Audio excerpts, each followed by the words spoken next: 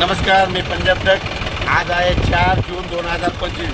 तुम्हाला म्हणलो की तुम्ही काय करा शेतकऱ्यांनो, 7 तारखेपर्यंत तुम्ही शेतं तयार करून घ्या, कारण की राज्यामध्ये 7, 8, 9 आणि त्याच्यानंतर 13 ते 18 राज्यात मुसळधार पाऊस पडणार आहे।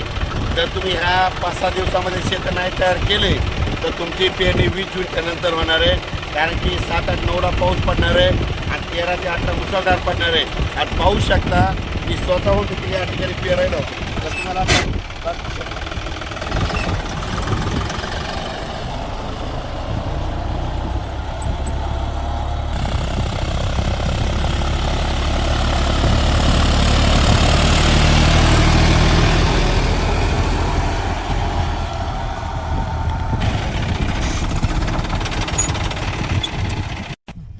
आज आहे 4 जून 2025।